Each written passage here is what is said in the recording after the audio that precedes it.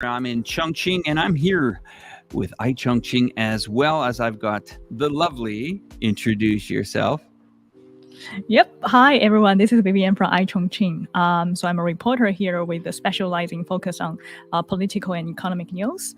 And here we actually bring our other team member to join this live stream. And we have a lot of things to share with you guys about this big fair going on here in Xiamen, all about investment and trade opportunities.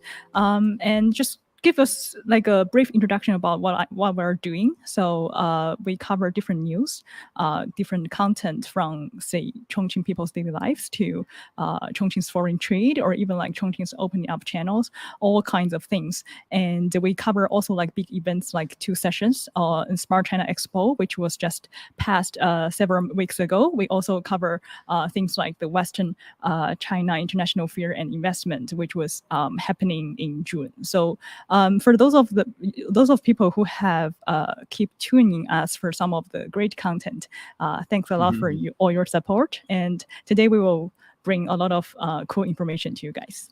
Back to you, Alex. I just want to say hi to some of our viewers here. Hi, Ken. Thank you for joining. And as we are streaming in many locations today, like Facebook, Twitter, YouTube, and various other outlets, I think we're getting our WeChat working here soon. But I want to welcome the audience today. Today is going to be very interesting, okay?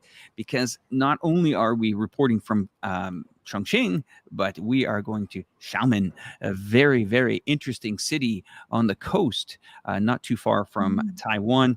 And we have someone on location there. Let's bring her into the show now, and she can tell us where she's at. Here she goes. All right, Jan, how are you? How are things in Xiamen? Hi, everyone. Hi, Great to Alex, see you. Vivian. Hello, everyone. Well, this is Jan from Chongqing. So I'm here, greetings from Xiamen. I'm here at Xiamen City, Fujian Province. And I'm here for the 22nd China International Fair for Investment and Trade, also called CIFIT. So today, I'm very happy to connect with you guys. And today I will bring you the latest news about this fair and what new products and highlights will Chongqing bring to the fair this year. Great. So when did you arrive there? Well, I just arrived on Monday. Monday, okay. And Yes. just for our viewers, just to give them an idea of where this is located in China, maybe you can give us a little bit of a geography lesson here. Whereabouts are you in China? Well, I'm now at Xiamen. The city of Xiamen is the capital of Fujian Province. And the CIFIT, just this fair, is held every September every year in the city of Xiamen. And it's worth mentioning that Chongqing serves as the guest of honor city of this year, while the South Korea as the country of honor. So I'm now just at Chongqing Pavilion, and the fair just will officially kick off tomorrow. So today, for our journalists, we can enter in advance to discover the pavilions. Well, that must be a great invitation to be invited. I always love these styles and these shows that go on. I mean, the 22nd China International Fair and Investment and Trade, that's a lot to say in one sentence. So there must be a lot going on. Maybe either Vivian or Jean, you guys want to maybe describe this fair a little bit more detail for our viewers so they know what they're going to be watching here in the next hour. Well, I think the CIFIT focuses on the great opening up and international investment cooperation. And so just like in this fair, Chongqing and the other regions of China participated with a series of new products and highlights. And just we have many seminars to attract more enterprises and talents to settle in Chongqing to attract more capital investment gathering in China. Well, that's so I can imagine a few deals are going to be discussed over the next few days in that location. Wonderful. Vivian, over to you.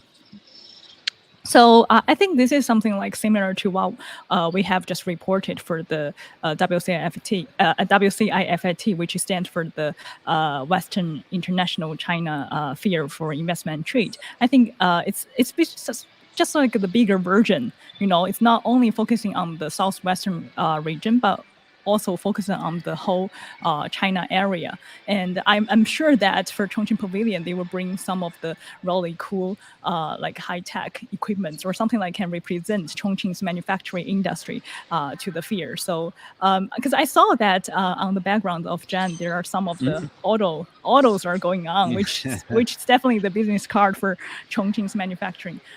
So perhaps Jan can give us a little bit more details about like what are some of the enterprises come with this event, and what are some highlights you have seen at this event. Okay, sure. So now I'm at Chongqing Pavilion, and you can see, well, I will switch the camera, and you can see the general view. Well, there we go. We're at the event with you. Yes. Take us for a walk and tell us what is going on. Yes, This looks very interesting. So we can see the Chongqing Pavilion also mainly divided into two sections. This section is about Chongqing smart manufacturing, and another is the International Consumption Center. So in this center of the pavilion, we can see a series of new products, well, mainly vehicles, just some electric vehicles, new energy vehicles, and motorcycles. Well, this motorcycle really catches my eyes because do you know the mountain fire occurred in August in Chongqing due to extreme heat weather? So I think this kind of motorcycle, named the off-roading motorcycle, which is the only one capable of running to the peak of the mountain to deliver the needed materials. So this kind of vehicles made a great contribution to the firefighting. Well, mainly the products today are the vehicles, and now we have the guest from the Chongqing Jilian Electronic Corporation. It's a representative enterprise, a manufacturing enterprise. So hi, real good. Can you introduce us some basic information? So first of all, can you we'll let Jan set up with our interviewee here. And once again, we're at the 22nd China International Fair for Investment and Trade, otherwise known as CIFIT. Hello, sir. How are you? Hello, sir. How are you? Great.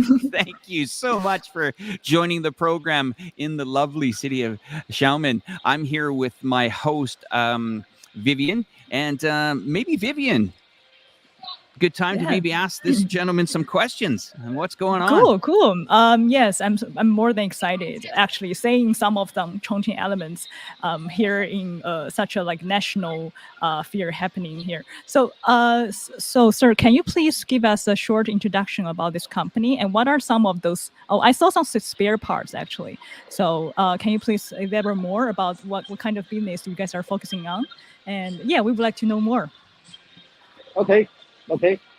Oh, thank you very much. I'm Roger Zhou, just coming from Chongqing Jilian Electronic Corporation Limited. Sorry, and company has a history of over 30 years. 30 years with the company. Yes, 30 years old, and now we are just the company belonging to the enterprise of Giant. Little Giant program of China's fourth 5-year plan. So that means to say we are quite strong in this specific industrial lines. Anyhow, all manufacturers. Yes, sir, we're just going to look at some of these parts. Can you explain to us what are we looking at? Can you introduce us some new highlights and new projects that coming to the fair this year? Okay, it's coming that. Now you see that on this exhibition table, we just bring the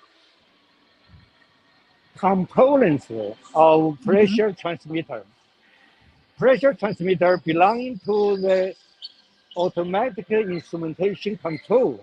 This is one kind of the product for the layer control, pressure control. So we are only the manufacturer the components for the pressure transmitters. So this is a small line belonging to the larger industries. So once we have our best supply, we are the best suppliers so far to manufacture the metalboard here, and then this is a bigger part belonging to the components of the pressure transmitters. And the Okay. another part, yeah, this is I have another. This is the impeller. Yes. I got a question for you. So for Yes. me, who knows nothing about this, what are these components really used for in day-to-day life? What kind of machines are using these? Well, it's not for the machine, it's for the equipment. Mhm. Just like the pressure transmitter. And then Okay. you can thinking about that for the automatic control of the whole industry, including pressure measurement, flow Mhm. measurement, level measurement, and also the actuators for the levels, positioning, and kind of things. We are only for the pressure measurement. So Got it. this is the product we manufacture for this. Well, And besides this, yes. let me go on. Thank you very much. Please Let me do. go on. Please do. This is great. Thank you. And we have bring the second part of the components that belong to the turbocharger. I don't know, turbocharger, that for the gas turbochargers. You know, for the big ship, for the big trains, and this kind of that. That's to prepare the power for the train, for the ship, and so we are also manufacture components for the turbocharger. So Wow. this is for the impeller. It's the just international level for the production, for the manufacturing. And this one is just yeah. Yeah, I was just gonna ask you a question because you were mentioning about the international level, right? So I wonder that if some of the components has been exported internationally, you know, because from my understanding, like some of because Chongqing is really good at manufacturing those spare parts, so probably some of them were you know, exported to overseas market like ASEAN countries, like perhaps like Laos or Thailand or something like that. Can you please let us know if some of the spare parts, your company's spare parts has been exported overseas? Yeah, I'm definitely sure that some of the components go to the international market, but what the people, it not go directly by our company. We just send to our component to our customer, like Yokogawa Japan and Chongqing Sichuan Instrument. That's the top one instrumentation supplier in China, and we also supply that to hardware. And we believe that they assemble all our components as a pressure transmitter. So that is a complete unit. In that level, they can go directly to the international market for the industrial purposes for pressure control. So would it be fair to say it's an OEM product? I don't know. Huh? Would it be fair to say it's a original equipment manufacturer component, something like that, and other companies can put their own brand on it? Right now, I'm sorry, I don't. I misunderstand you. Yeah, I see that you've listed Honeywell there. Now, would Honeywell purchase from you, and would Honeywell put their own name on it? Yeah, well, that's the only Chinese review so far. Okay, so kind of like that, yeah. And right now, this is our first time to come here for the civic. So we just want to participate this fair to have a larger lane for ourselves and to have the opportunities to show our same level components for our exchange. Fantastic. And then we want to expect to that more people to work together in our products.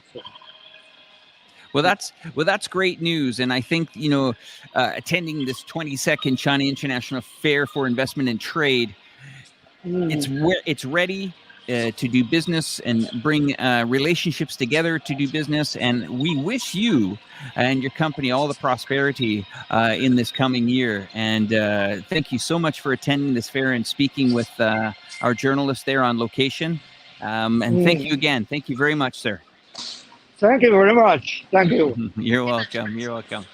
Okay, so we're just going to put Xian in the backstage for the moment there, and as she walks around the show a little bit more. That's interesting, Vivian. We've just heard from, I think this is their first time that they've attended this fair, and these are pretty complex components for me. I don't really understand them that well, but the good news is that these are companies. They are trying to build relationships internationally. You asked some very pivotal questions for this gentleman, asking him, has he been exporting this product? And it looks like they're more in the build-up phase for that. But we did see some interesting names there in their pavilion. Honeywell. Let's head back to Xian. Is that okay if we head back to Xian, see what she's doing on the floor there? All right, here we go. Oh, there you are. Yeah. Hi. Hi. No So problem. nice talk with Robert, and I think Robert. this company, Jilian Electromechanical Corporation, is a representative, important manufacturing enterprise of Chongqing. Because as far as I know, Chongqing is a important manufacturing center with its industry's advantages. So, Of course, yeah. Yeah, so for today, we only have the new products like these kind of vehicles, and also the products represented by the company. Mm-hmm. Well, I mean, so sorry. Just don't want to jump in there a lot. Go ahead. So now I will go to the another exhibition area of the International Consumption Center, which focuses on more international shopping, culture, and tourism. Because the Chongqing, over the years, Chongqing has made great efforts to build the International Consumption Center.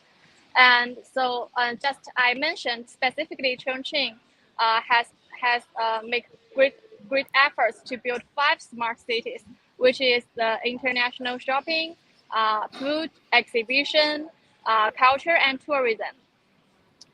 Well, so today at the fair, we can see. Whoa, specialities. We can see a lot of food products that brings Chongqing to the fair, and now the staff are also organizing the products, because today is only the previews. The fair will officially kick off tomorrow. Now, I already recognize something in that photo there. That's the big exposition center here, not too far from our offices on the big screen television. For example, this is the material of the hot pot, because Chongqing is so famous for its hot pot. And this is the Chongqing noodles. Oh, for those like condiments, I think for those are really easy actually, because easy to cook, especially for me. Like I don't cook a lot, so I rely on those condiments a lot. So I remember like when I was in Canada, like I brought those like 5 packages of those like condiments on the flight with me, and then when I'm back to Canada, then I can cook some of the traditional food, like for my kind of like a cure my homesick, and it's easy. It's really easy to cook with some of the condiments.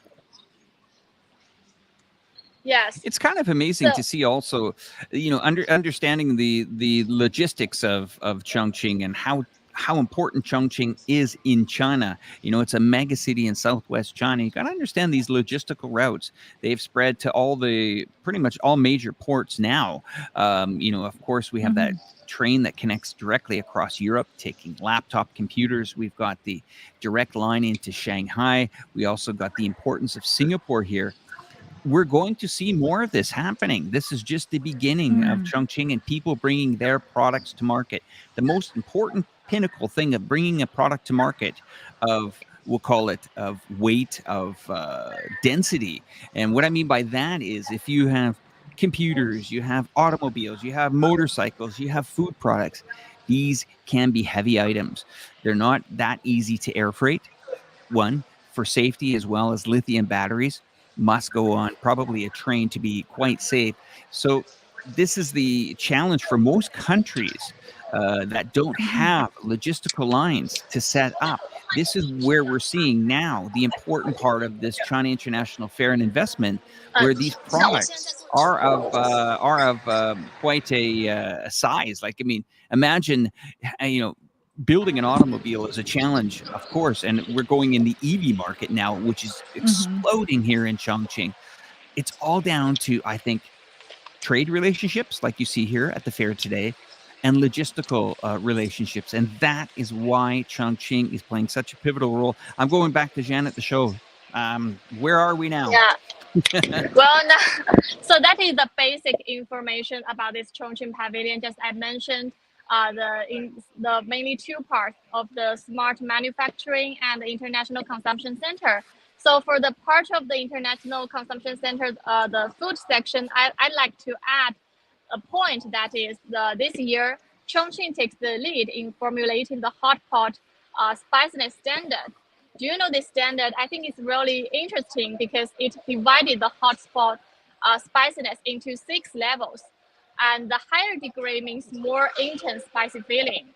So I think this standard really helps the tourists or foreigners who come to Chongqing for the first time, and maybe they have no ideas how spicy the Chongqing food is. So if you try the hot pot for the first time, you can just try from the lower level with the light taste. And once you are familiar with hot pot, maybe you like this spicy taste so much, you can try the higher level. So this is the effort, one of the examples that Chongqing has made their efforts to build the international consumption center. Well, so that is the center of this Chongqing Pavilion, and you also can see the pictures around me. Well, a lot of pictures around me that is also showing the great opening up of Chongqing from the open channel, open economy, open environment, and also the intelligent manufacturing and international consumption center, which I mentioned before. So Chongqing through this display and show, Chongqing has representative is fruitful achievements in the construction of the inland open highland, the new international land sea trade corridor, and other aspects. So sorry. Go ahead. Well, finally, I'd like to make a preview for all of you who are interested in the China International Fair for Investment and Trade, because this fair will officially kick off tomorrow and will last to the September 11th. So tomorrow, in the Chongqing Pavilion, Chongqing will hold 2 important meetings.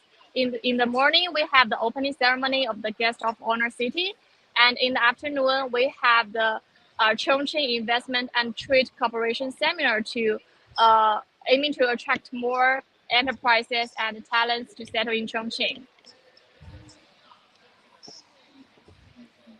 Back to me. Okay. Do you have any questions about this fair? Because I just want to give you the general information about this fair.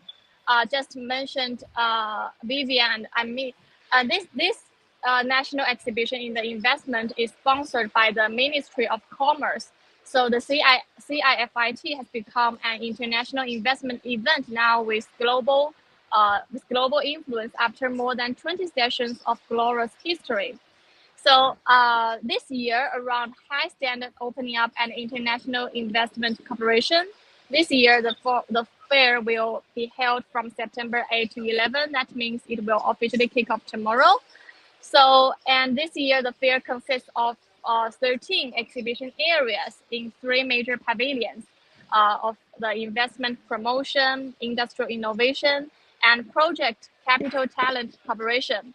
So, as I mentioned before, Chongqing this time serves as the guest of honor of this 22nd CIFIT, while the South Korea as the country of honor.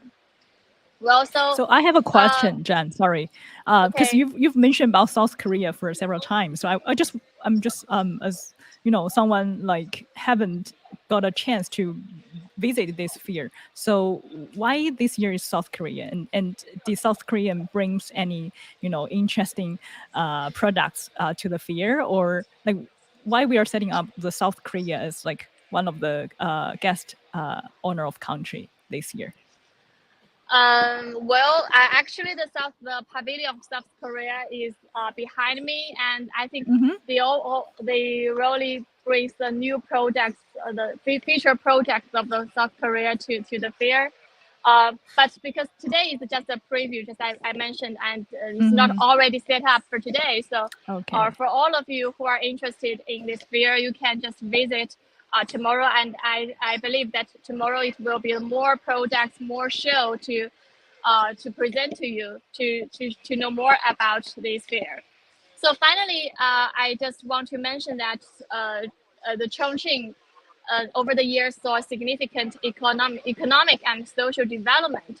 So as the guest of honor of the fair, Chongqing this time covers digital transportation, medical care, and other more intelligent applications. So I believe that this interaction between people and technology, space, environment, society will be realized through this interactive and integrated expression. So, in addition to this show and the forums or the seminars, a number of investment promotion teams will also be organized to conduct all-round investment and talent cooperation attraction based on Chongqing's favorable business environment and industry's advantages. So I'm really looking forward to the fair and also your discussion later between you guys, Alex and Vivian, because Chongqing I think is increasingly becoming a favorable ground for business and investment in recent years to attract more well-known enterprises and talents to settle in Chongqing. So, this is the basic situation of the China International Fair for Investment Trade. Thank you, Alex and Vivian. No problem. I have to tell you something interesting, about this journey that you've actually been on. You've actually watched these logistical lines grow since you've started coming to Chongqing here, working with us. You've noticed that you were in Laos recently, right? You checked out the I guess what was the name of what do we call that? Land, sea. New International Land Sea Trade Corridor. I know you know the answer to that one. So because, before we had we made a live stream about this topic, about this new International Land Sea Trade Corridor with Singapore and Guangxi, because this is a very strategic corridor jointly built by China and Singapore and other many countries. So aiming to reach worldwide. So I think it's very important for Chongqing because Chongqing is located in deep inland. So it's really helpful. It's really convenient for Chongqing to transport their goods, and also it's helpful to increase Chongqing's import and exports. Fantastic. So how long are you going to be staying in there in Xiamen for? How many more days? Well, I think yes, because this fair will last to the 11th, but I think our media group will leave tomorrow evening. Well, fantastic. You seemed very prepared for today's show, so we greatly appreciate that. And thank you for having some wonderful guests on the show here, as well as traveling out in that area. What we're going to do, since you've been representing Xiamen today, we're going to play a little bit of a video on the area.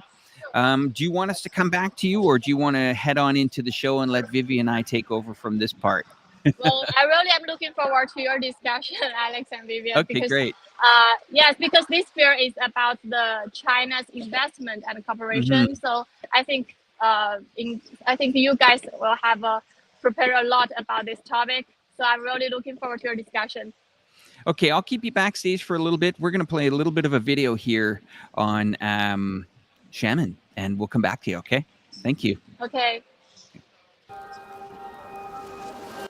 Picturesque, tree-lined sandy beaches, tranquil atmosphere, fresh tropical climate, and enchanting European architecture. With little pollution and one of China's cleanest cities, a remarkable city infrastructure, a modern CBD, and a vibrant economy, welcome to the idyllic city of Xiamen. The perfect mix of urban energy and laid-back vibes. Ample palm trees screen the island's serene beauty, and this is a picture-perfect port city in eastern China's Fujian province, a city facing Taiwan across the Taiwan Strait. As a result, Xiamen has more Taiwan investment than any other mainland city. It has become an important port for centuries, and in the 19th century was predominantly a tea port. It became one of China's earliest special economic zones, SEZ, in the 1980s, pioneering reform and becoming a symbol of China's economic success. Historically unprecedented economic boom cycle, bringing 1.4 billion people out of poverty, and the rest, as they say, is history. With record high 2021 GDP of $109 billion US dollars, comparing to 40 years ago of only 100 million. With an average yearly growth of 16.9%, Xiamen has the lowest income tax on enterprises in China. The city benefits enormously from its proximity to Hong Kong, Macau, and Taiwan. Fishing, shipbuilding, and food processing, tanning textiles, machines, and tool manufacturing, chemical industries, telecommunication, and financial services buoy its diverse and well-developed economy.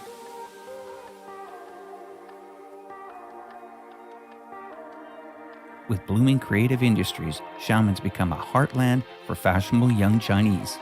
No wonder its population quadrupled to over 4 million people. The old industrial port area has totally transformed into a chic, trendy place that has become a must-visit for tourists. Pristine suburbs, modern infrastructure, clear waters, long and wide sandy beaches make this a destination on its own.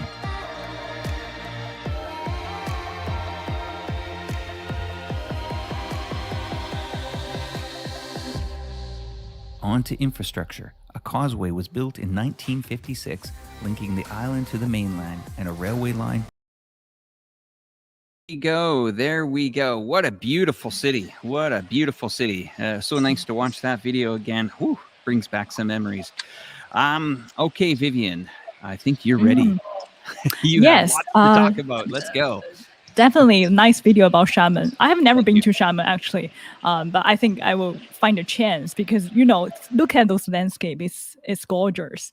Yeah, I just would like to add up some of the Jan's points about, you know, like seeing some of the latest products and, you know, things happening here at this fair. I would like to raise one thing, which a lot of people do not know, that China is actually expanding and opening up its service industry. And it's interesting because I've read so many news worldwide accusing China, you know, because it kind of like due to the epidemic prevention and control, it has closed some of the stores, shops, and limited hours of the opening up the stores. But actually, despite the pandemic situation happen worldwide, China's service trade has also become a bright spot in the global arena. So I have a data I would like to share with you guys. As of 2021, China's service trade has been ranked the second in the world for the 8 consecutive years. And the number of countries and the regions have this kind of like the service trade links with China has raised into the number like reaching 200. So as we can see that China has never stopped, you know, boosting up its service industry and trying out different categories. As Jan's mentioned about the consumption things, basically, having the policies set up or having the scenarios set up for more people to consume and buy things. And there's also like a little policy about the service industry here in Chongqing, because Chongqing is one of the 5 provincial level regions in China, and the only one here in the central and western China, which has been added to the comprehensive pilot program for service sector opening up. It has been focusing on the building inland modern service industries, like such as logistics and customs clearance, and also like medical fields, even like biomedical fields, and also some of the high-tech things. So Alex, I would like to know that, because you've mentioned about some of the logistics happening here in Chongqing. And do you know like have you tried any like international airlines here in Chongqing, going from one place to another? Well, I do have a bit of a story to tell about that. Visiting the fabulous airports here in Chongqing, and for the viewers that don't know, they are building another terminal on top of that. Investment continues into the region. Now we're talking state-of-the-art equipment here. For example, when you arrive at the airport here in Chongqing, you can actually monitor your bags being sorted below on a video camera. Now, what I want to get to, the question is international hubs and the connection to Chongqing. One of the reasons I came here is few of these airlines started to connect to this city. And I've always said it's one of the largest cities in the world, but pretty much unknown to the Western audience.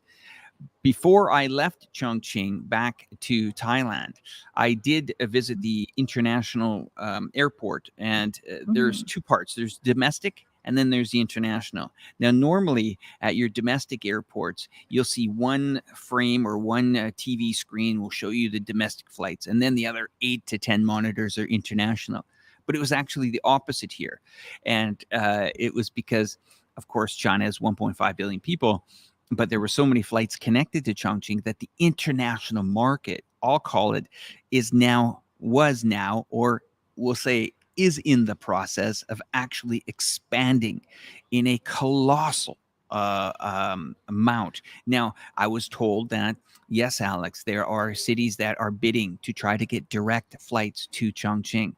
Isn't that amazing? We're in 2022 now, and sites are still bidding or will soon connect to an amazing city like this. This city is going to be discovered, and it's going to be discovered because of the hubs that are being set up, the investment that are being set up, the runways, the logistical angles, the high-speed rail links that are being massive investment in the country here.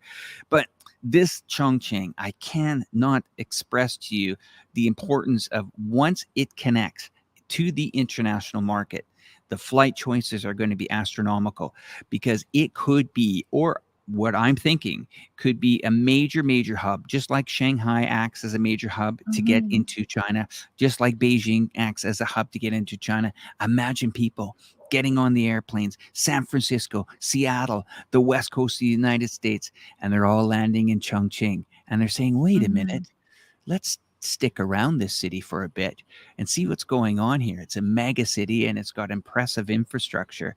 Well, that is the equation to basically putting a city like Chongqing on the map for good. And that's my, I guess, coverage, if you want to ask me, on do I feel the international markets are connecting to these airports? Yes, but we're only in the beginning. You guys, I have to tell you this.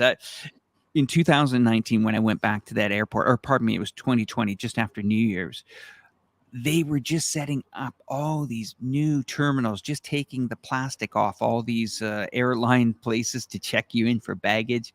And I was even making a joke with my wife. I said, look at that. There's a help center for international guests, and there's no lineup. So yeah, that's a point I wanted to really make to you guys from an international standpoint, that this city is just at the beginning of something big. Yeah. And I'm just sorry, I'm just adding up some points from Alex, because actually for the Chongqing Jiangbei International Airport, it keeps adding new roads, and one of them will be like India's airlines. So as far as I know, that recently it has opened the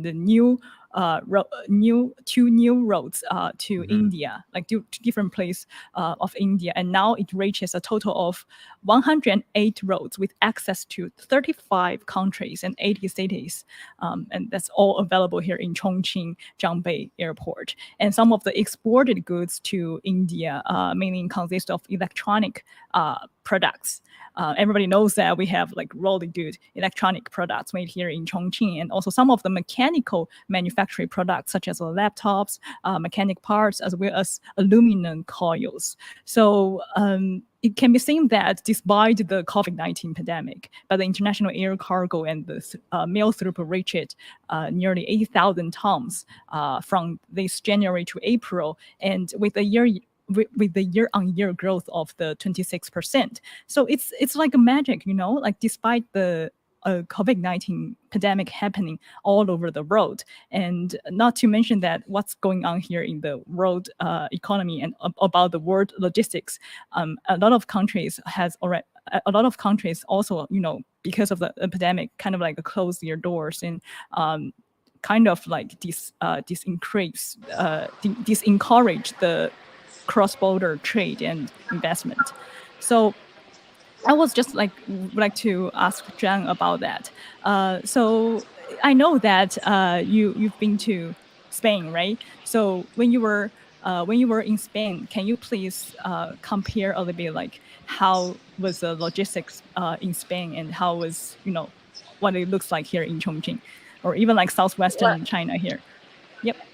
Well, I came back from Spain to China just 2 years ago because of the COVID-19 pandemic. And I just totally agree with you, Vivian, about the point of COVID-19, because I think Chongqing it's not easy for Chongqing to make such achievements in the logistics under the COVID-19 pandemic and the grim economic situation at home and abroad. So when I explain, I think the logistics is not as quickly as China, but it also has the own e-commerce platforms that we also can buy some food during the pandemic. So I think under the COVID-19 pandemic, it's not easy for some regions to achieve the economic development, and also for the fair, just like this, the 22nd China International Fair for Investment and Trade. It's not easy to invite all the guests to here to discover the products and show, and to discuss the new opportunities of the global investment. So I just want to add is that this fair is around the great opening up of the China and International Investment Corporation. And in case of Chongqing, so we can see before that just a serious product are represented, but mainly are the vehicles, because Chongqing is considered as an important vehicle manufacturing base with its industry's advantages. For example, the concept of ICV, the intelligent connected vehicle, I think most of you must be heard. So in Chongqing, the Western Chongqing Science City has taken steps to develop this ICV sector with cutting-edge technologies. So for the fair, we have these products are developed and produced by well-known car enterprises like Qualcomm, Cirrus, Chang'an, and also the telecommunication giant company like Huawei is also plans to develop the car industry. So I think all these examples show that the great potential of China to expand this service industry. So back to Alex. Thank you. Oh, tons of questions on the with this kind of situation here. I mean, once again, we've been colleagues here at work for, well, I've been here about a year now, and I can just tell you every single month some big announcement happens, including Chongqing, whether it's a new train line, whether it's a high-speed rail line, whether it's a T3B, I think it's called, T3B, a new terminal at the Jian Bay Airport there. I mean, what is next in store here? We just went through the Smart China Expo. Can you imagine what's going to happen with this country once it fully opens? Of course, the logistical routes have done very well here in Chongqing, from the shipping and whether it's domestic and international. But can you imagine what's going to happen to these consumption markets, the hotel markets, the restaurant markets, the tourism markets, the shopping malls? I mean, we're in a city that has 60 scheduled new shopping malls. And right out those doors behind me there is a multi-million-dollar investment with 3 shopping malls from 3 major players here to expand more on that. In fact, as China continues to gear up, we are seeing more and more investment come along the Chongqing route. And the beautiful thing is that's going to be expanded not only in the consumption, but we're looking at, of course, infrastructure, whether it's local infrastructure, like we call them sky trains, but you guys call them monorails here, and as well as now the EV market is really heating up here. But you see, here's where I think Chongqing and China has really put their head down and got busy the last couple of years, because let's face it, the international market has been concerned about their own issues. Electricity bills, I think if you live in Europe right now, is definitely something that you need to keep in mind. My mother is actually saying, when is her electricity heating and gas bill combined, when are those 2 bills going to outdo her pension? And it's that close. But having said that, is for these last 3 years that China has been dealing with the pandemic, they have continued to invest in these channels, and this will, bring the country to prosperity. And I've got a question for both of you ladies here on the panel. How much do you think, or how ready are we if this market opens in the next, let's say, 3 to 6 months? Do you feel that Chongqing is very well prepared for the international market? I pose that question to any of you that want to take it. I think yeah, Jen can go first. Chongqing has great potential because it's the only municipality in Western China, and in recent years we can see many well-known foreign enterprises or talents to settle in Chongqing. For example, the Singapore enterprise, the Raffles, to build the shopping mall, and to further facilitate customers to also to build the international consumption center. So I don't know, Alex, as you are the foreigner who lives in Chongqing, have you noticed that Chongqing has made this great contribution to this investment to attract more foreigners or enterprises to settle in Chongqing? That's a good question. A lot of people ask me that, and similar style questions. Is Chongqing ready for this? I think that Chongqing needs to be more brave, more confident on the product that it has. Can it compete against major cities in the world? Now, I'll give you an example. I had a friend of mine say to me, "Oh, New York is, the greatest city in the world." I get that. I've been to New York. It's fun. I'm not going to discredit that. But when you're looking at the future and you're, let's say, in your mid-50s or maybe in retirement age, or let's say you've had some success earlier on in the 40s, and you're looking at a destination where maybe you want to kind of work from home, or maybe you want to have a different business, an import-export business or something like that. Here's where Chongqing blows most cities off the map, okay? And let's look at the cost of living here. I've done a comparison. I've done a one-on-one comparison to luxury markets. Luxury market New York, luxury market Chongqing. Now, most people say, "Oh, but Chongqing's not New York." Sorry, but New York is not Chongqing, okay? It doesn't have some of the amazing infrastructures. Also, there's other competing factors here. The rent bills. I would say the cost of living here, especially in regards to living standards, I would say, and I can compare this because I live here as a foreigner, I would say are 75 to 80% less for if you're renting. That's number one. Communications, 5G markets. A lot of the markets in the America don't even have 5G.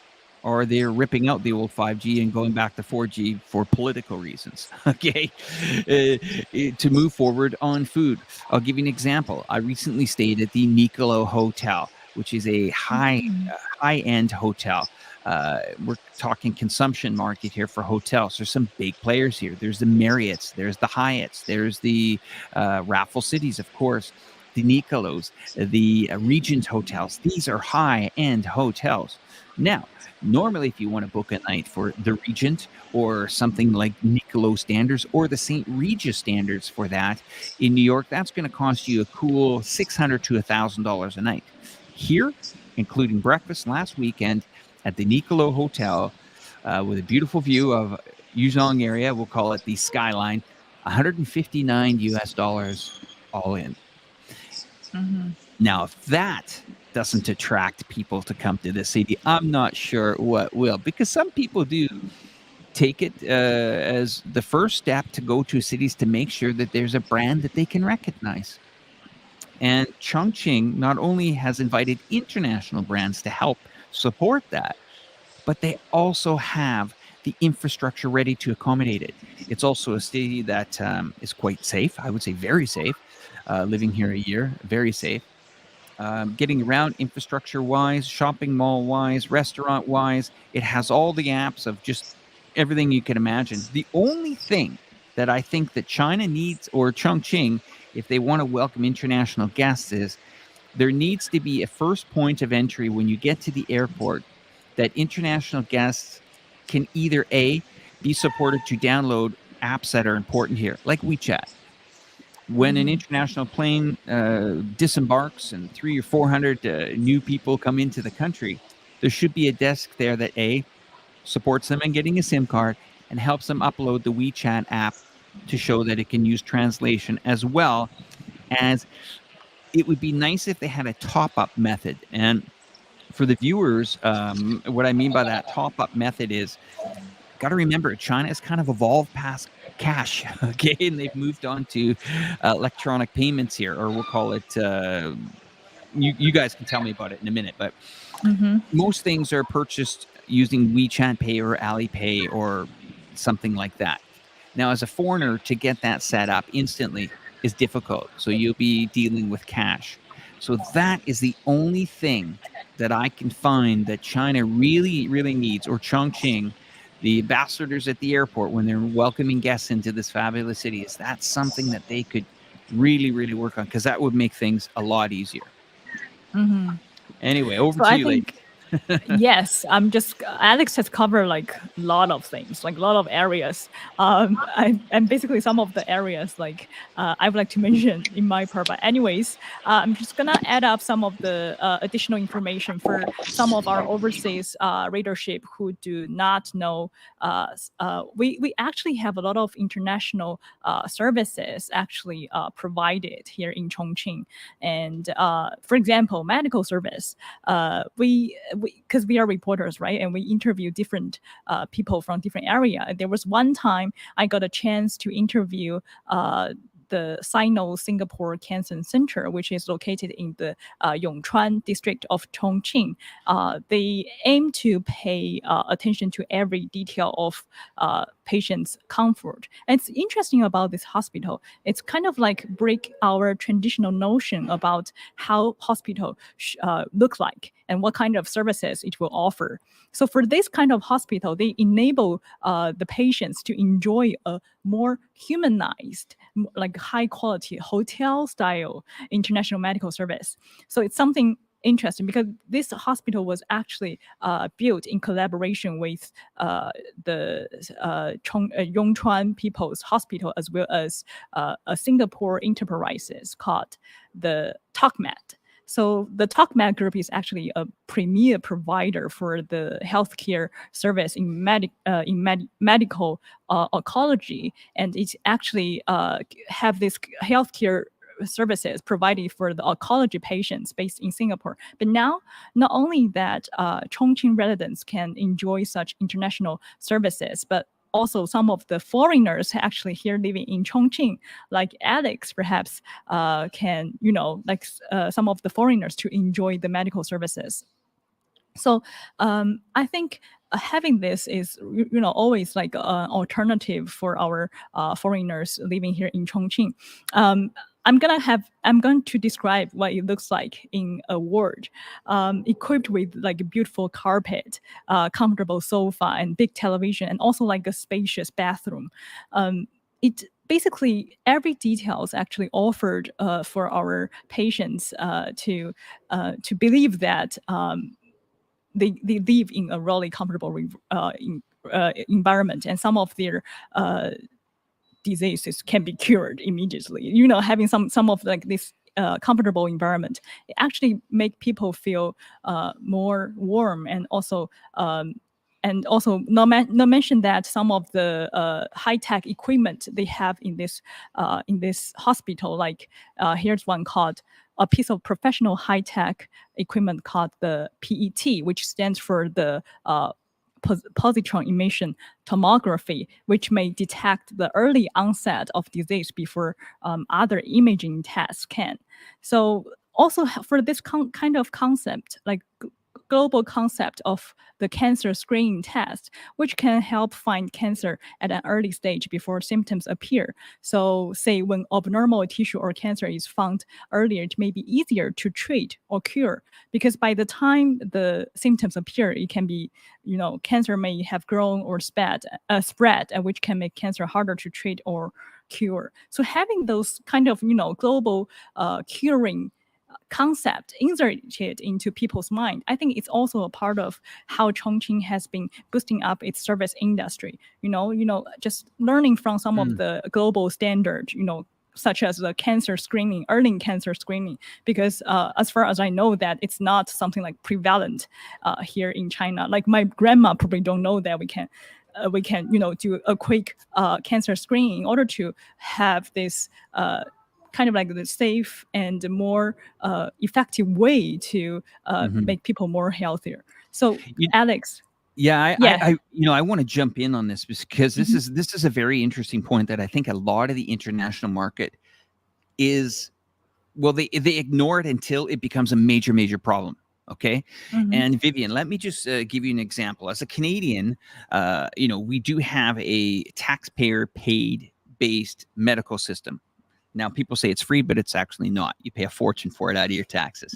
In America, of course, to get medical insurance, you got to take a few things into consideration. One of them is if you've had a problem with a certain part of your body, it might not be covered by your insurance. The cost of the insurance is very expensive. The cost of medical care is expensive. Now, there's no denying that the United States has great medical facilities if you can afford them. They're amazing. But when it comes to healthcare, recently my experience in Thailand taught me something. And it taught me that the medical system there is done in a more proactive way, where it's instead of a reactive, they basically say, okay, come in once or twice a year for a medical examination. And they go looking early. If they can't find anything, we call that a clean bill of health in the West. We call it a clean bill of health. But they are proactive and they're trying to find things. Of course, when you go to the hospital, you want to make sure that you get these tests, everything's done and everything's fine. So in the other markets, we'll call it the foreign markets, you can't really walk into and get this, you guys won't believe this. You can't walk into a Canadian medical facility, because they're all government run, and say, hey, I just want a health check. And they'll say, well, what do you mean? What's wrong with you? I don't know. I just want to feel that my body is checked for cancer, I'd like an X-ray, maybe an MRI, maybe a CT scan. And that's the thing that I learned when I came to China. I took a full medical, and it was, I think, $75 for a full medical. Now, try to do that in the United States or Canada. Not happening. It just won't happen. I don't know why, but it would prevent or at least identify maybe early stage cancer, early stage and other diseases that give people a chance to prolong their life.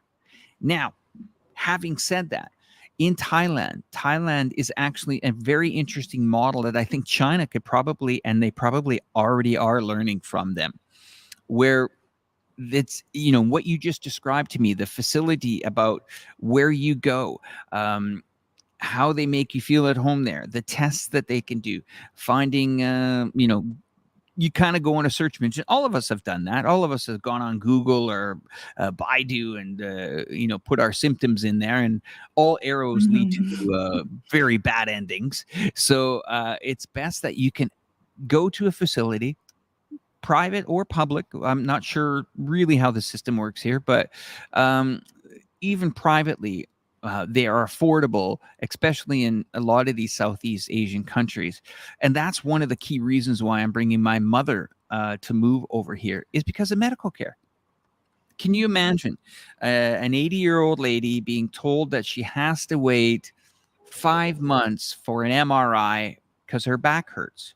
Now, of course, maybe it's just a pulled muscle or something like that. First of all, that's agony to have it at that age.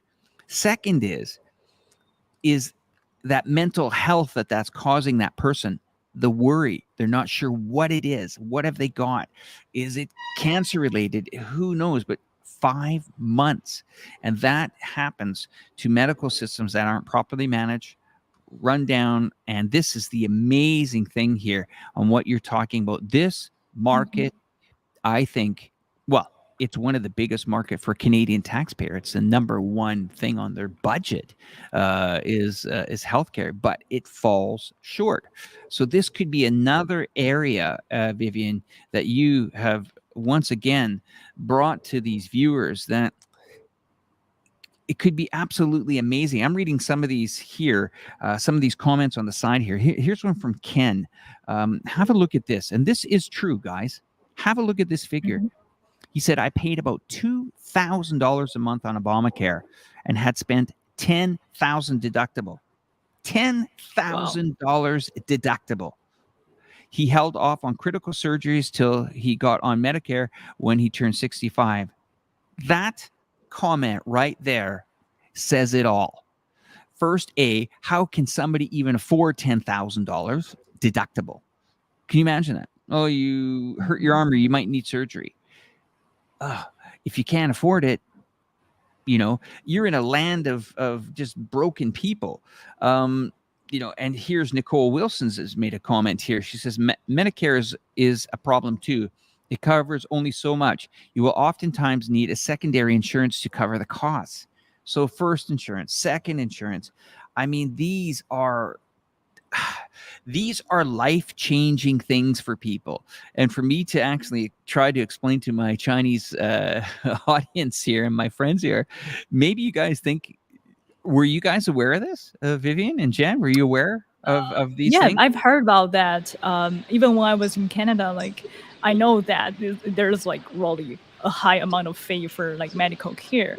But just compare of what kind of things we enjoy here. You know, like for each Chongqing's employee, we got like free check once a year for our, you know, having like a free body check. You know, just they will test the everything like basics, and you know, just to make sure that you are safe. And you know, as an employee working here, you enjoy those benefits. So I think having something like that is really sweet, and also make people feel calm. You know, and yes, and it's all free. Like company will pay the basic fee for you. So you know, just some basic check, it will be all free. So it's really good.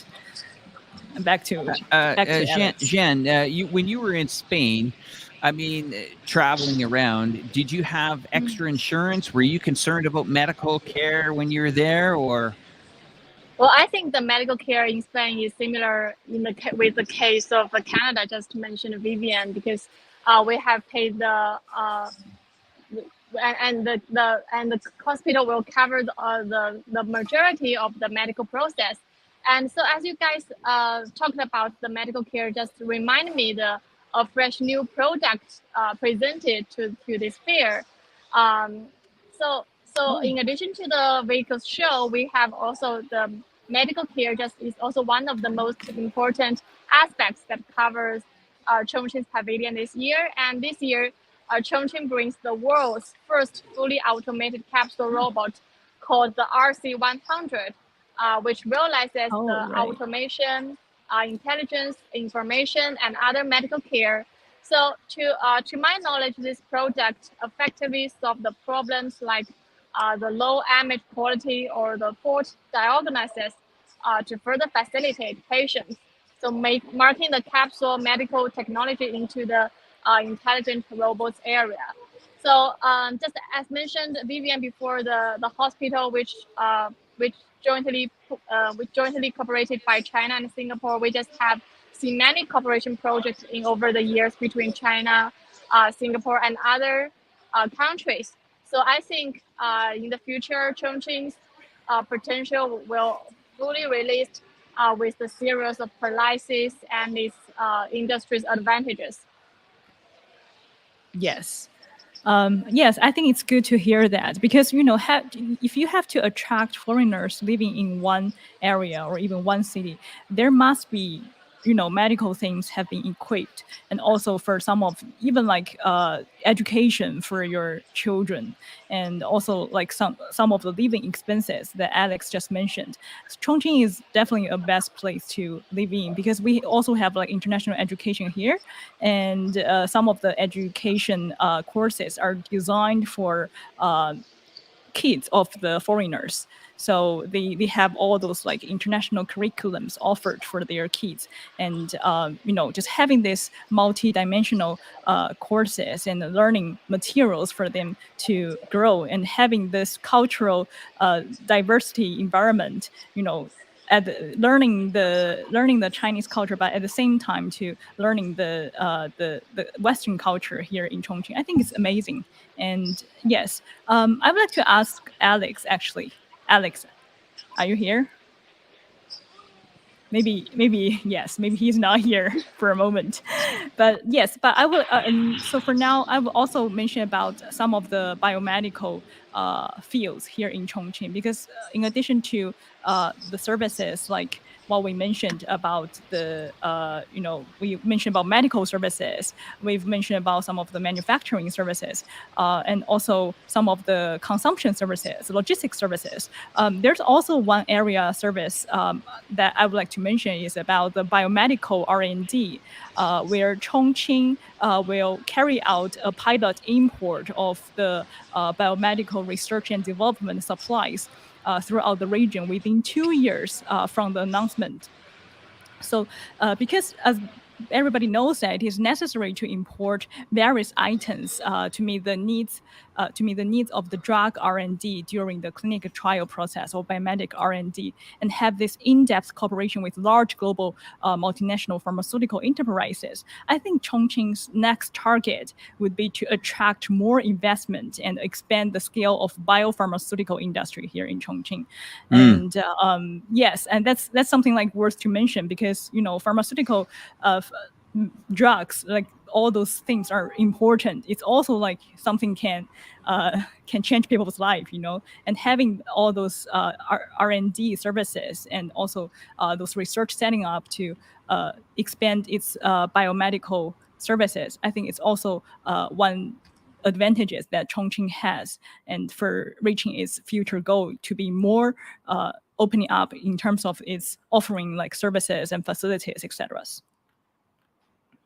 Back to you, Alex. Well, there are so many sectors that we could talk about that are impacting people's lives.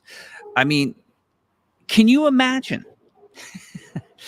the political issues here? And I know that we had a discussion about this before in some of our recent live streams.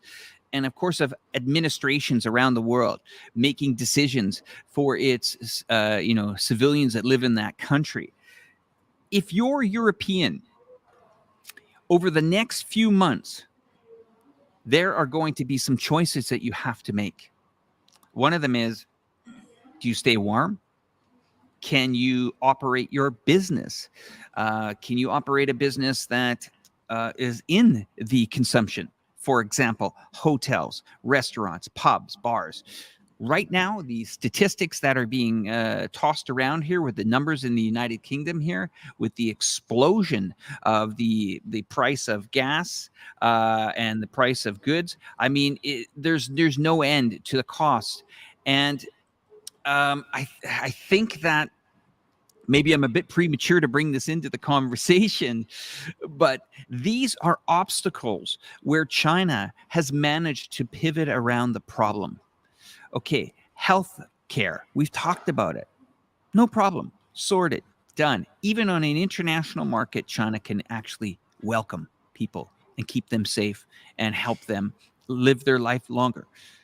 Logistics, investments there. No, the world maybe stopped investing in infrastructure. China didn't. Chongqing didn't. They kept going. They persevered forward, and that's the spirit of the people of Chongqing. We have been dealt with a few issues a few weeks ago. COVID-19, small outbreak, citywide testing, state-of-the-art technology, contact tracing apps, seems to be going okay. Problem not completely solved, but working on it. Number two, a heat wave. What do? The city implements a energy saving format where they can conserve energy. Okay, no flashy lights this weekend, guys, because we got to conserve some energy. Keep the shopping malls closed a little bit later in the day and only open them up in the evenings when it's cooler. Have the escalators allowing to go up, but on the way down, let's shut those off to conserve some energy. Some manufacturing plants, car plants, actually stopped production for a week, and we had a drought, forest fires. China looks like it can handle just about any challenge brought its way.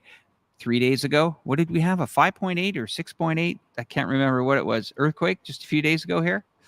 So I mean, this is a city. If there's a city that gets tested for its perseverance, it's Chongqing.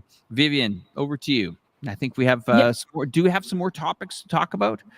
Are we there? I think we are almost here, because like I feel like I was going to talk about the benefits for multinational companies to invest in China or Chongqing. That's a huge topic, actually, and I would like to leave it for our next live stream, so I can have like a thorough discussion about what are the reasons that you have to invest in China and Chongqing, and not to mention about its growing industries, its growing GDP and economic performance, and remain the second worldwide in terms of its in-service industry and a lot of other sectors. So yeah, I will leave it for our next live stream, I guess. Great. And I just want to say a big thank you to Xian in Xiamen. I think I pronounced that right. Thank you so much for speaking and telling our guests. You were very, very well prepared for this live stream today, and I greatly appreciate your participating in that. Sometimes these things can be very tricky, but wow, amazing contribution from you today. So a big thank you from the audience here and our viewers. So we're going to say goodbye to you in Xiamen. You can give us a nice wave goodbye there, and Vivi and I will close down the show. What a treat and pleasure. If you want to follow some of Xian's stories, they're available at ichongqing.info. She can find us, or our website, or through other social media posts. We are also on Twitter, Facebook, Instagram, of course, YouTube as well. Keep an eye on her work. If you see it, leave a comment. Yes, I look forward to having a live stream with you. So we're going to say goodbye to Xiamen now. See you later. Enjoy your time at the 22nd China International Fair and Investment and Trade. And Vivi and I are going to chat for a moment and say goodbye to our audience. Thank you very much again. Once again, Vivian, it's always a pleasure to co-host with you here in our fantastic office here in Chongqing. Anything else for our viewers that you have last request or anything like that? Last request. Yeah. Okay. So first of all, thanks, Alex, for inviting me again for this live stream. And it's always good to having somebody on site, telling the story in another angle. So yes, I think for future stories, please remember to follow our social media accounts. And as I said, that we cover a lot of different aspects of the stories from Chongqing, like many things, like little things, like Chongqing people's daily lives, how they spend their time here in Chongqing. What are some interesting things going on in Chongqing? And also to like Chongqing's foreign trade, how the foreign trade look like. What are some latest data? What are the latest policies for our foreigners to actually settle down in Chongqing? We cover stories from different parts. So please stay tuned with some of our stories, and we will bring you the latest. And thank you, everyone, for joining us here on YouTube. Wow, nice turnout today on YouTube, guys. Thank you very much. Looks like we got the time zone right this time. Anyway, once again, here from the wonderful, magnificent offices here in Chongqing, China, from the iChongqing team, we wish you guys a very pleasant day, evening, or whatever time it is around the world there. Thanks for watching. Take care.